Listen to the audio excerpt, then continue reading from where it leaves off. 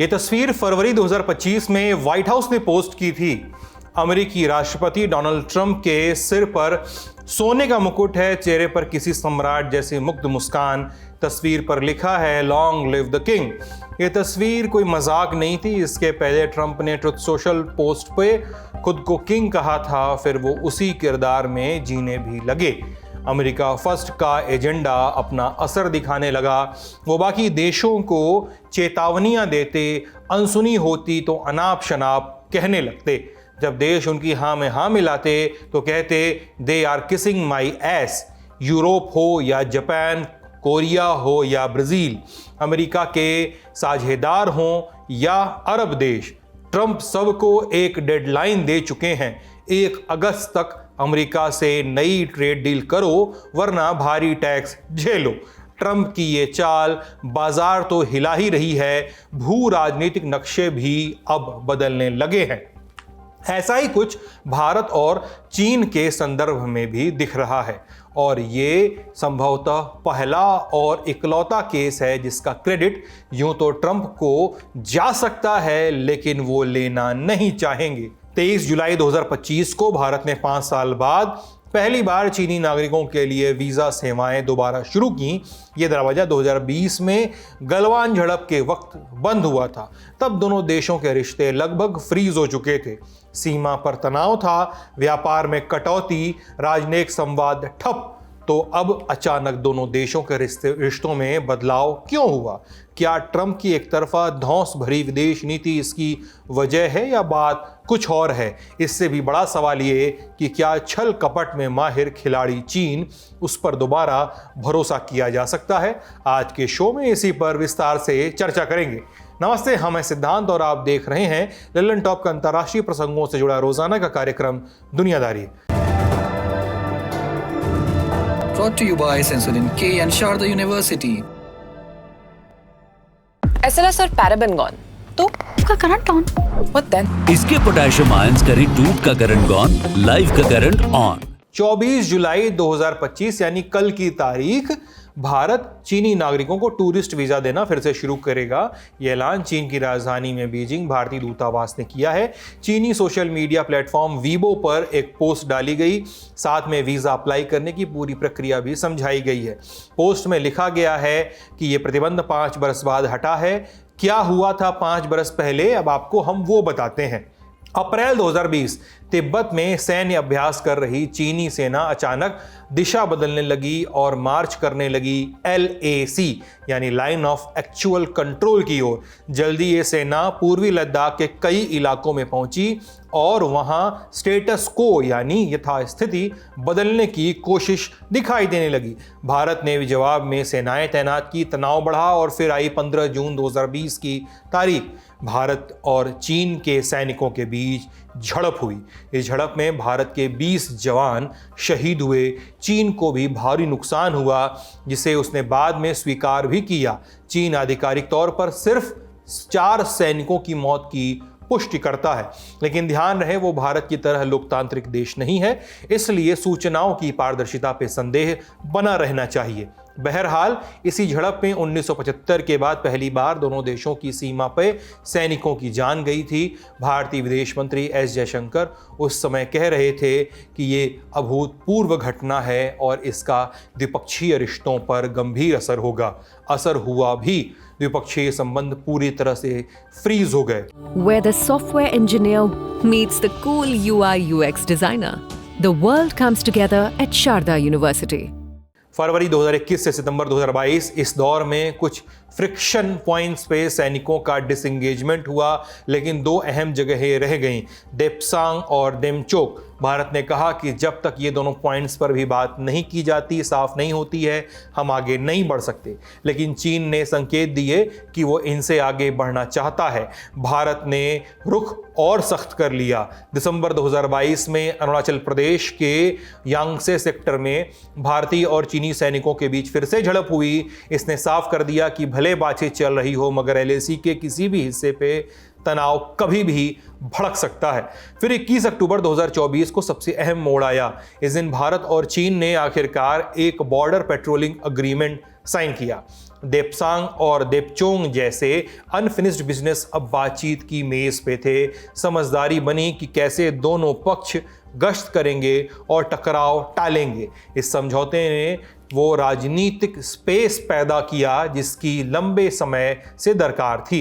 इसके ठीक 2 दिन बाद 23 अक्टूबर 2024 को रूस में ब्रिक्स समिट के दौरान प्रधानमंत्री नरेंद्र मोदी और चीनी राष्ट्रपति शी जिनपिंग की 2019 के बाद पहली औपचारिक द्विपक्षीय मुलाकात हुई। यह मुलाकात प्रतीकात्मक रूप से बेहद अहम थी। दोनों नेताओं ने सीमा समझौते का स्वागत किया। फिर दिसंबर 2024 में कंप्लीट डिसएंगेजमेंट का ऐलान हुआ। देप्सांग और देमचोक से भी सैनिक पीछे हट गए। इसके बाद व्यापक द्विपक्षीय बातचीत के लिए जमीन तैयार ही थी। फिर जनवरी 2025 में डोनाल्ड ट्रंप ने राष्ट्रपति पद की शपथ ली। फरवरी 2025 में ट्रंप ने चीन पर टैरिफ लगाए। चीन ने जवाबी टैरिफ लगाए। तू डाल डाल मैं पात पात का सिलसिला चलता रहा और दोनों देशों के बीच एक व्यापक ट्रेड वॉर शुरू हो गया। अप्रैल 2025 में ट्रंप ने भारत पर टैरिफ लगाए, हालांकि बाद में फैसला वापस लिया और 90 दिनों की मोहलत दी। ट्रंप टीम अब तक भारत के साथ ट्रेड डील को लेकर लंबी और थकाऊ बातचीत में उलझी हुई है। 5 दौर की बातचीत हो चुकी है, लेकिन डील पर सहमति नहीं बन रही है। भारत की अपनी शर्तें हैं, अपने हित हैं। दूसरी तरफ ट्रंप टीम की चीन के साथ एक अस्थायी सहमति बन चुकी है, लेकिन यह कोई ठोस व्यापार समझौता नहीं है, बल्कि एक समझदारी भर है जिससे शर्तें अधूरी हैं और चित्र जो है वो अभी तक साफ नहीं हो पाया है। ट्रंप प्रशासन इसे डील कहकर पेश कर रहा है, मगर जानकार कहते हैं कि ट्रंप प्रशासन ट्रेड वॉर से थक चुका था और इसके बाद समझौते के तहत तनाव को थामने की कोशिश की गई। इधर भारत और अमेरिका के बीच डील लटकी ही हुई है। 1 अगस्त की डेडलाइन हफ्ते भर में आ जाएगी और उधर ट्रंप एक और उल्टी गिनती शुरू कर चुके हैं। उन्होंने रूसी राष्ट्रपति व्लादिमीर पुतिन को 50 दिन की डेडलाइन दी है। यूक्रेन से शांति समझौता करो वरना भुगतो। भुगतने जैसा क्या है? ट्रंप का कहना है कि वो 100% रिटेलिएटरी टैरिफ लगाएंगे, यानी रूस पर तो प्रतिबंध लगेंगे ही, जो भी देश उससे साथ कारोबार करेंगे उसे भी छोड़ा नहीं जाएगा। इस लपेटे में सबसे पहले नाम आता है भारत का और चीन का, क्योंकि ये दोनों देश रूस से कच्चा तेल और गैस खरीदते हैं। दोनों देशों के कुल आयात का आंकड़ा 85 से 90% तक का है। इतना ही नहीं, रूस ने हाल ही में भारत को फर्टिलाइजर्स की आपूर्ति 3 गुना तक बढ़ाई है। अगर सेकेंडरी और रिटेलिएटरी टैरिफ लगे तो इसका असर भारत की कृषि पे पड़ेगा। इसके अलावा ट्रंप का गुस्सा अब ब्रिक्स समूह पे भी टूट रहा है। ब्रिक्स जो है वो ब्राजील, रूस, भारत, चीन और साउथ अफ्रीका का गठजोड़ है। अब इसमें मिस्र, इथियोपिया, इंडोनेशिया, ईरान, सऊदी अरब और यूएई भी शामिल हो गए हैं। इसलिए इसे एक नए वर्ल्ड ऑर्डर की आहट की तरह देखा जा रहा है। ट्रंप इसे गैर पश्चिमी मानते हैं। बिना किसी सबूत के उन्होंने आरोप लगाए हैं कि ब्रिक्स डॉलर की बादशाहत खत्म करना चाहता है। 6 जुलाई को ट्रंप ने धमकी दी, जो भी मुल्क ब्रिक्स की एंटी अमेरिकन नीतियों से जुड़ेगा उस पर 10% अतिरिक्त टैक्स लगाया जाएगा। ये एंटी अमेरिकी नीतियां क्या है वो नहीं बताते हैं वो। इस धमकी के बाद व्हाइट हाउस में एक कार्यक्रम के दौरान फिर से बोले वो, BRICS it's fading out fast. मैंने उन्हें बहुत बुरी तरह से मारा है। अगर इन्होंने वाकई कुछ ठोस बनाने की कोशिश की तो वो जल्दी खत्म हो जाएगा। हम किसी को हमारे साथ खेल खेलने नहीं देंगे। यानी ब्रिक्स जैसे मंच अब उन्हें आंख में चुभने लगे हैं। भारत इस समूह का हिस्सा है और रूस का रणनीतिक साझेदार भी है। उसे अमेरिका के साथ डील भी करनी है और रूस से व्यापार भी जारी रखना है। ऐसे में सवाल है कि संतुलन कैसे बचेगा? क्या एक स्थिति ऐसी आएगी जहां भारत को चुनाव करना होगा? ब्रिक्स को लेकर इन सवालों के शोर के बीच एक नए गठजोड़ की चर्चा क्योंकि तेज हो गई है। इसका नाम है रिक, रशिया, इंडिया एंड चाइना। 3 देशों का पुराना त्रिकोण। ये ब्लॉक बरसों से नींद में था। इस फॉर्मेट की नींव 90 के दशक में आखिर में रखी गई थी। रूसी प्रधानमंत्री येवेगेनी प्रिमाकोव इसके जनक माने जाते हैं। उनका सपना था एक ऐसा मंच बने जो पश्चिमी वर्चस्व खासकर अमेरिकी एकतरफा दबदबे का जवाब दे सके। मकसद था मल्टीपोलर दुनिया बनाना और क्षेत्रीय सहयोग को बढ़ावा देना। 2000 के दशक में ये आइडिया तेजी से आगे बढ़ा, बैठकें भी शुरू हुई, लेकिन 2020 में RIC की रफ्तार थम गई। एक तो ये कि उस दौर में कोविड-19 महामारी दस्तक दी चुकी थी, लेकिन इससे भी बड़ा झटका था कि गलवान की झड़प, दशकों में ऐसा टकराव पहली बार हुआ था और उसी के साथ RIC यानी रिक का इंजन भी ठप पड़ गया था। लेकिन अब लगता है कि ट्रंप की धमकियों ने इस गठजोड़ को नींद से जगा दिया है। इसी महीने रूस के deputy foreign minister Andrei Rudenko ने कहा कि रिक को दोबारा शुरू करने पर बात हो रही है। चीन और भारत दोनों से बातचीत जारी है। मॉस्को चाहता है कि ये मंच फिर से सक्रिय हो। उसी दिन चीन ने भी समर्थन दे दिया, कहा कि रिक न सिर्फ 3 देशों के हित में है बल्कि पूरे क्षेत्र और दुनिया की स्थिरता के लिए भी जरूरी है। हालांकि 17 जुलाई को भारत ने कहा था कि रिक की वापसी तभी होगी जब तीनों देशों की सहूलियत साथ मिले। इससे इतना संकेत जरूर बना कि दरवाजा खुला है। हमने जानकारों से पूछा कि क्या वाकई भारत, रूस और चीन एक मेज पर टिक पाएंगे। सुनिए उन्होंने क्या शेयर किया। उसको रिवाइव किया जा सकता है, इसमें कोई दो मत नहीं है, लेकिन अभी भी कई सारे आउटस्टैंडिंग डिफरेंसेस हैं हमारे। अगर उनको दरकिनार भी कर दिया जाए तो भी ये मान लेना पूरी तरह से सही नहीं होगा कि भारत और चीन RIC के मंच पर साथ आ जाएंगे और फिर वही उत्साह दिखेगा जो 2001 के बाद या 90 के दशक में था। लेकिन ये जरूरी है कि जिस तरह की नीतियां ट्रंप साहब बना रहे हैं और जिस तरह के टैरिफ पॉलिसी बना रहे हैं, उनमें एकजुटता तो बहुत जरूरी है। खासकर ऐसे समय जब उन्होंने कहा है कि जो भी रूस के साथ व्यापार करेगा उस पर 100% सेकेंडरी टैरिफ लगाया जाएगा। और अगर अंतर्राष्ट्रीय परिदृश्य को भी देखें तो साउथ कोरिया, चीन और जापान, ये तीनों भी साथ आ रहे हैं FTA में, फ्री ट्रेड एग्रीमेंट करके। तो हमारे, और हम सब जानते हैं कि जापान और चीन का मतभेद है, उतना ही मतभेद है जितना भारत और चीन का है। तो क्यों ना हम एक इस तरह की चीज पर बल देके एटलीस्ट इस समय एकजुटता दिखाएं, और उसमें हम कई तरह से हम समर्थ भी हैं और आगे भी ऐसा कर पाएंगे। जिस वक्त डोनाल्ड ट्रंप ने ये सब कुछ करने में लगे थे, वो उस वक्त भारत और चीन धीरे धीरे ही सही पर करीब आने लगे थे। एक टाइमलाइन देख लेते हैं। जनवरी 2025 में भारत के विदेश सचिव विक्रम मिस्री बीजिंग पहुंचे थे। ये 2020 के बाद पहली हाई लेवल मीटिंग का दौर था। यही नहीं, इसी महीने दोनों देशों ने 5 साल बाद फिर से डायरेक्ट फ्लाइट्स शुरू करने का फैसला लिया था। फरवरी 2025 में G20 के विदेश मंत्रियों की बैठक के दौरान भारत और चीन के विदेश मंत्रियों की मुलाकात हुई थी। मार्च 2025 में बीजिंग में दोनों देशों के बीच बॉर्डर अफेयर्स को लेकर वार्ता हुई थी। अप्रैल 2025 में 5 साल बाद कैलाश मानसरोवर यात्रा फिर से शुरू हुई थी। जून 2025 में चीन के किंगदाओ में शंघाई कोऑपरेशन ऑर्गेनाइजेशन SCO की रक्षा मंत्रियों की बैठक हुई थी। इसके गाइडलाइंस में रक्षा मंत्री राजनाथ सिंह और चीन के रक्षा मंत्री डोंग जुन की मुलाकात भी हुई थी। इसके साइड लाइंस में रक्षा मंत्री राजनाथ सिंह और चीनी रक्षा मंत्री डोंग जुन की मुलाकात भी हुई थी।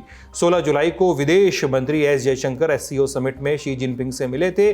बड़े नेता, अहम मुलाकात। इस बीच उड़ती उड़ती खबरें यह भी बता रही हैं कि भारत के प्रधानमंत्री नरेंद्र मोदी भी इस साल चीन के दौरे पे जा सकते हैं। अगर ऐसा हुआ तो एक बड़ा, यानी बहुत बड़ा डेवलपमेंट होगा। ये तो भी डिप्लोमेटिक इंगेजमेंट की टाइमलाइन है, लेकिन जुलाई 2025 में ही चीन ने भारत से 300 इंजीनियर वापस बुला लिए थे। ये लोग एक आईफोन फैक्ट्री में काम कर रहे थे। इसी महीने रिपोर्ट्स आई कि बंगाल की खाड़ी में चीन ने एक रिसर्च जहाज भेजा हुआ था। जुलाई में ही चीन ने तिब्बत में ब्रह्मपुत्र नदी पर दुनिया का सबसे बड़ा बांध बनाना शुरू किया था। ये तो फिर भी छोटे छोटे एंटी क्लाइमैक्स हैं। सतर्कता बरतने के लिए सबसे बड़ा उदाहरण ऑपरेशन सिंदूर का है। ऑपरेशन सिंदूर के दौरान चीन ने पाकिस्तान की सिर्फ कूटनीतिक तौर पर मदद नहीं की थी, बल्कि भारतीय सेना के डिप्लॉयमेंट्स की रियल टाइम जानकारी भी पहुंचाई थी।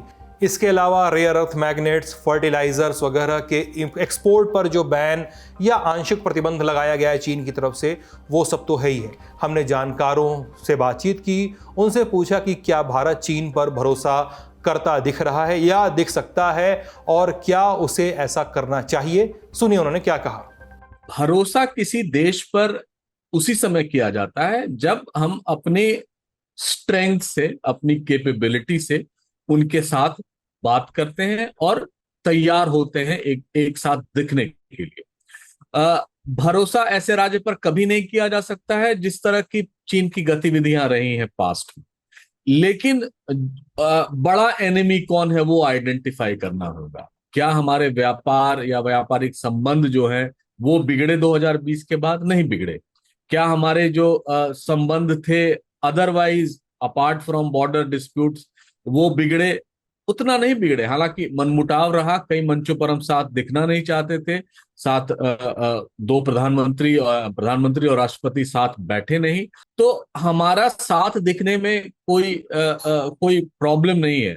बस सिर्फ ये मान लेना होगा कि हम साथ तो दिखेंगे लेकिन हमारी जो प्राथमिकताएं हैं उनको आगे रखेंगे, और जो भी हमारे राष्ट्रीय हित में होगा वो हम साझा करेंगे, तभी होगा। हमारे outstanding differences RIC, BRICS, SCO, UN इन सब से सेटल नहीं होने वाले हैं। ये आपसी संबंध बेहतर होंगे तभी होंगे। बहरहाल बड़ी खबर यहीं तक। अब सुर्खियों की ओर चलते हैं। पहली सुर्खी, आयरलैंड की राजधानी डबलिन में एक गुट ने 40 साल के भारतीय नागरिक पर हमला कर दिया, ये कहते हुए कि ये शख्स बच्चों के सामने अनुचित या आपत्तिजनक व्यवहार कर रहा था। घटना 19 जुलाई की है। आयरलैंड के media house the Irish times के रिपोर्ट के मुताबिक घटना का जो कथित वीडियो सामने आ रहा है उसमें शख्स के शरीर पे गंभीर चोट नज़र आ रही है, क्योंकि कथित तौर पर उसके कपड़े उतारे गए, फिर कई लोगों ने मिलकर पीटा। पीड़ित का इलाज चल रहा है। मामले की जांच आयरिश पुलिस ने शुरू कर दी है। हेट क्राइम के एंगल से जांच की जा रही है, लेकिन पुलिस का कहना है कि पीड़ित ने बच्चों के सामने गलत व्यवहार किया, इसका अभी कोई सबूत नहीं है। आयरलैंड में भारत के राजदूत अखिलेश मिश्रा ने भी मामले में सख्त कार्रवाई की अपील की है। 19 जुलाई को एक मिलीजुली घटना ऑस्ट्रेलिया से रिपोर्ट हुई है। यहाँ एडिलेड शहर में एक भारतीय छात्र पर 5 लोगों ने धारदार हथियारों से हमला किया। छात्र का नाम चरणजीत सिंह है। इस हमले का भी एक कथित वीडियो सामने आया है जिसमें चरणप्रीत पे हमलावर नस्लीय टिप्पणी करते नजर आ रहे हैं। हमले के बाद चरणप्रीत के चेहरे की हड्डियां फ्रैक्चर हो गई हैं। काफ़ी समय तक वो मौके पर बेहोश पड़े रहे, फिर कुछ लोगों ने अस्पताल में भर्ती कराया। एक ऑस्ट्रेलियाई चैनल से बातचीत में चरणप्रीत ने कहा कि झगड़ा पार्किंग को लेकर शुरू हुआ था, पुलिस ने एक आरोपी को गिरफ्तार कर लिया है।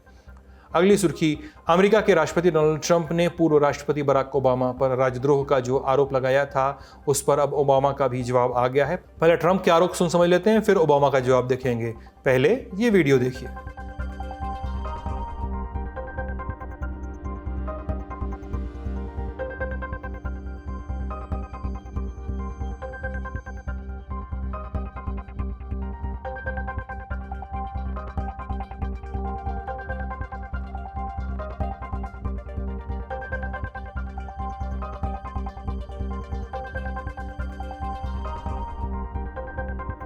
ये आर्टिफिशियल इंटेलिजेंस से जनरेटेड वीडियो ट्रंप ने 21 जुलाई को अपने ट्रुथ सोशल अकाउंट पे पोस्ट किया था। दरअसल अमेरिका के director of national intelligence Tulsi Gabbard ने हाल ही में एक रिपोर्ट जारी की है। उसमें दावा किया गया है कि 2016 में ओबामा प्रशासन ने ट्रंप के चुनाव अभियान को नुकसान पहुंचाने की साजिश रची थी। गबार्ड ने इसको राजद्रोही षड्यंत्र बताया है और कहा कि इस पर FBI को क्रिमिनल रेफरल देगी। FBI क्रिमिनल रेफरल इस पर देगी। इस रिपोर्ट का लिंक भी ट्रंप ने सोशल मीडिया पर शेयर किया है। दरअसल 2017 में अमेरिकी खुफिया एजेंसियों ने कहा था कि रूस ने 2016 में ट्रंप की मदद की थी चुनाव में। यही आरोप 2020 में अमेरिकी सेनेट इंटेलिजेंस कमेटी की एक रिपोर्ट में भी दोहराए गए थे। अब हालिया विवाद पे डेमोक्रेट सांसदों ने इस पूरे अभियान को राजनीतिक बदले की भावना से ग्रस्त बताया है। कहा है कि ट्रंप प्रशासन जानबूझकर पूर्व राष्ट्रपति ओबामा की छवि को नुकसान पहुंचाना चाहता है। ट्रंप का भी इस पे बयान आया है, आइए सुनते हैं। विच हंट की बात की जाए तो बराक ओबामा का नाम आना चाहिए, जिन्हें रंगे हाथ पकड़ा गया है।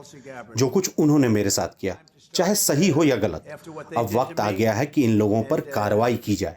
ओबामा सीधे तौर पर पकड़े गए हैं। कुछ लोगों का कहना है कि ये किसी ग्रुप का काम है। बिल्कुल भी नहीं, ये सब ओबामा का किया धरा है। उनका साइन किया हुआ आदेश हमारे सामने है। ये कागज उन्हीं के ऑफिस से मिला। ये काम टॉप सीक्रेट तरीके से किया गया, लेकिन अब ये सीक्रेट पब्लिक के सामने है। 2016 से 20 में इन्होंने जो किया वो अपराध है।